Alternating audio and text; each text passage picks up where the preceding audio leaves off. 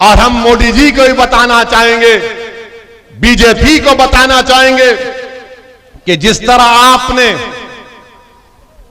ये तमाम किसानों के लिए ये 3 कानूनों को, कृषि कानूनों को वापस लिया, हम आपसे इस बात का डिमांड करते हैं कि CAA कानून को भी वापस लिया जाए। क्या आपको मंजूर है? क्या आपको मंजूर है कि CAA का कानून वापस लिया जाए? अरे अगर है मंजूर तो कहो मंजूर, ताकि मालूम हो जाए मोदी जी को, वरना बोलेंगे मैं ही तपस्या किया था खाली। CAA का कानून वापस लेना चाहिए। क्यों लेना चाहिए? क्योंकि वो संविधान के खिलाफ है। वो संविधान जिसको बाबा साहेब अंबेडकर ने बनाया था, जिसमें मजहब की बुनियाद पर कानून नहीं बनाया जा सकता, बीजेपी ने मजहब की बुनियाद पर भारत के संविधान में फंडामेंटल राइट टू इक्वालिटी, बराबरी का हक एक फंडामेंटल राइट है, उस कानून, उस फंडामेंटल राइट के खिलाफ कानून बनाया गया। और हम मुतालबा करते हैं कि CAA कानून को भी वापस लिया जाए। हमसे मीडिया वाले पूछ रहे हैं कि अगर नहीं करे तो क्या करेंगे? अगर NPR और NRC का कानून बनाएंगे तो हम दोबारा रोड पे निकलेंगे, यहीं पर भी शाहीन बाग बनेगा इंशाअल्लाह ताला। याद रखो आप, हम खुद आएंगे यहां पर। हम मुतालबा करते हैं कि CAA का कानून वापस लिया जाए। और ये जो किसान हैं वो सही पहचान लिए बीजेपी को, और बीजेपी और मोदी और अमित शाह को। वो उनकी बात का यकीन नहीं कर रहे। वो ये कह रहे हैं कि जब पार्लियामेंट शुरू होगा, जब पार्लियामेंट में बिल आएगा तो हम फैसला करेंगे। क्योंकि जब CAA का कानून पार्लियामेंट में आया, उससे 2 दिन पहले देश के प्रधानमंत्री नरेंद्र मोदी ने कहा था कि कहां NPR NRC की बात इसमें है। हमको याद थी, हमने पार्लियामेंट में तकरीर की, और जब अमित शाह हमारे सवाल तकरीर का जवाब देने के लिए पार्लियामेंट का खड़े हुए, तो हमने कहा अमित शाह ये तो बता दो NPR NRC होगा नहीं होगा? तो अमित शाह ने खड़े होकर कहा ओवैसी जी NPR NRC तो होगा। हमने कहा तुमने सच कहा और मोदी ने झूठ कहा बाहर। देखना जाकर वीडियो है अमित शाह का, हमारी तरफ घूर घूर के देख रहे थे, ऐसा देख रहे थे कि हमको कच्चा खा जाएंगे। हम कहे कि घूरने से कुछ नहीं होता हमको, बहुत लोग घूरते हमको, बहुत से लोग घूरते, कोई फर्क नहीं पड़ता। मगर किसानों ने जान लिया नरेंद्र मोदी को। उन्हें कहा कि इनकी बात का यकीन नहीं किया जा सकता। याद रखिए NPR NRC के रूल बनेंगे, और अगर ये होगा तो आसाम में जिस तरह आसाम में लोगों को उनकी शहरियत से महरूम कर दिया गया, वही प्रोग्राम है, वही प्रोग्राम है। इसके खिलाफ आपको आवाज उठानी है। 2 दिन पहले बीजेपी ने किसानों के कानून को वापस ले लिया, किसानों के कानून को। और फिर देश के सामने आकर देश के प्रधानमंत्री, वजीर आजम, प्राइम मिनिस्टर ने कह दिया, क्या कहा कि हमारी तपस्या में कुछ कमी थी होगी। सुना था ना आपने? क्या कहा देश के प्रधानमंत्री? हमारी तपस्या में कोई कमी थी होगी। हाय मोदी जी, क्या एक्टिंग करते हैं आप। हाय हाय हाय, गनीमत है फिल्म इंडस्ट्री में नहीं गए, वरना पूरे बेस्ट एक्टर के अवार्ड वही जीत जाते। पॉलिटिक्स में आ गए बेचारे, वो एक्टर बच गए। तपस्या में कमी थी। 750 किसान मर गए, अपनी जान दे दिए। तपस्या तो वो कर रहे थे 1 साल से जो अपना मैदान नहीं छोड़े, अपनी जमीन को नहीं छोड़ रहे थे, एहतजाज कर रहे थे। मोदी जी, आपको हमेशा अपने आप को हीरो बनाने का बड़ा शौक है, माने हर चीज अपने पे ले लेते हैं। मैंने तपस्या में कमी थी हमारी? कौन सी तपस्या आपकी? आप तो 300 MP के ऊपर गलत काला कानून बना दिए। जब किसानों ने कबूल नहीं किया, आपने उन किसानों पर क्या क्या इल्जाम नहीं लगाया? खालिस्तानी है, ISI के हैं, पैसा आता है, बकवास सब अनाप शनाप, और उसके बाद देख लिया कि मेरी इमेज में कमी आ रही है, मेरे खिलाफ ये मोदी ने महसूस कर लिया कि मुझे किसानों का दुश्मन करार दे रहे हैं, तो मोदी ने 24 की तैयारी के लिए कानून को वापस ले लिया। 2024 के चुनाव के लिए आज मोदी ने उस कानून को वापस ले लिया, और ये इनकी तैयारी है। और बोल रहे कि मेरी तपस्या में कमी, क्या तपस्या किया? 700 किसान मर गए, और फिर कोई इनका बीजेपी का कोई मंत्री कहता है कि कानून है, जुड़ते हैं, बनते हैं, फिर बनाएंगे किसानों के साथ हम पूरे रोड पर निकल कर आकर ठहरेंगे इंशाअल्लाह ताला। मेरे अजीज दोस्तों और बुजुर्गों, ये बीजेपी के कारनामे, बेरोजगारी भारत के नौजवानों का मुकद्दर बन गया। 6% अनएम्प्लॉयमेंट है। उत्तर प्रदेश की विधानसभा में मंत्री खड़े होकर कहता है कि उत्तर प्रदेश की बेरोजगारी के अनएम्प्लॉयमेंट रजिस्टर में 36 लाख नौजवानों के नाम लिखे हैं। 36 लाख जिनको रोजगार चाहिए। आपने लॉकडाउन किया, बर्बाद कर दिया, GST किया, बर्बाद कर दिया, नोटबंदी की, गरीब बर्बाद हुआ, दौलतमंद को कुछ नहीं हुआ। अब एक और खुशखबरी, देश के प्रधानमंत्री देश से कह रहे हैं कि अगर कपड़ा खरीदोगे, जूता पहनोगे तो महंगाई कर दी, उसमें भी GST बढ़ा दिया। जूता और कपड़े पर GST बढ़ा दिए। अरे कितना खून चूसोगे आप? पेट्रोल डीजल आसमानों को छू रहा है कीमतें, अब कपड़े और जूते पर भी GST बढ़ा दिया गया। मगर बीजेपी का वोटर क्या करेगा? वो बीजेपी का वोटर अब क्या करेगा, ये देखना पड़ेगा। मगर मैं आपसे अपील कर रहा हूं कि आप अपनी सफों में इत्तेहाद को पैदा करिए।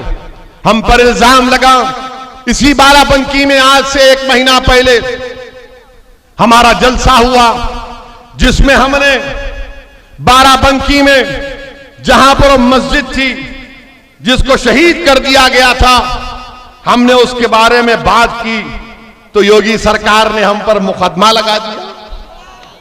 हम बोले लेकर जाओ, हम ससुराल को जाने तैयार हैं, जेल को लेकर जाओ, जो करते करो। अगर आपका दिल भरता है कि गोली मारना, 1 नहीं 6 मारो, कर दो एनकाउंटर, क्योंकि हमारी मौत का फैसला अल्लाह कर चुका है, तुम नहीं करे, तुम नहीं कर सकते हमारी मौत का, जिंदगी का फैसला। और हम क्या कहे थे कि मस्जिद के बारे में हमने कहा था कि बाराबंकी की वहां पर मस्जिद को गरीब नवाज मस्जिद, हां, रामसनाई घाट में 17/5/2021 को उस मस्जिद को शहीद कर दिया गया। तो योगी सरकार ने हम पर केस बुक कर दिया, नॉन अवेलेबल सेक्शन लगा दिया। मुबारक हो आपको, आपने केस बुक कर दिया हम पे। हम तो इंतजार में थे कि आप हमको ले जाकर अपना मेहमान बना लेते, अपने दामाद को, मगर आपने नहीं किया। और हम पर इल्जाम लगाया कि ओवैसी ने झूठ कहा। अच्छा, हमने झूठ कहा ना, अब तुमको अंग्रेजी में बोल रहे हैं, कोर्ट के डॉक्यूमेंट से पढ़कर सुना रहे हैं। बाबा सुन लो जरा, हाई कोर्ट का ऑब्जर्वेशन क्या था? हाई कोर्ट ने कहा, from the averments made in the contempt petition as also the submission advance prima facie it appears that the demolition of the mosque in question on 17/5/2021 by the respondent number 2 station house officer Ramsnahi Ghat Tehsil and district Barabanki as stated is in violation of direction number 4 and 5 of the order dated 22/4/2021। अब ये बताओ, आप हम झूठ बोले? हम झूठ बोले मस्जिद को आपने शहीद कर दिया। अच्छा, कोई समाजवादी का नहीं बोला मस्जिद शहीद हुई, तो कोई कांग्रेस का नहीं बोला, हम ही बोले, क्योंकि हमारी मस्जिद है। इनको क्या करना है? इनको तुम्हारे वोट से मतलब है, इनको मस्जिद से मतलब ना थी ना कभी है। इनको मुसलमानों के बच्चों के स्कूल से मतलब नहीं है, तालीम से मतलब नहीं है, बच्चियों के लिए डिग्री कॉलेज से मतलब नहीं है, अंसारियों के पावरलूम से मतलब नहीं है, कुरैशियों के कारोबार से मतलब नहीं है, मुसलमानों से कोई मतलब नहीं है। मतलब है तो तुम्हारे वोट से सिर्फ, क्योंकि जिंदगी और मौत का बात है। मस्जिद जिंदगी और मौत नहीं है हमारे लिए।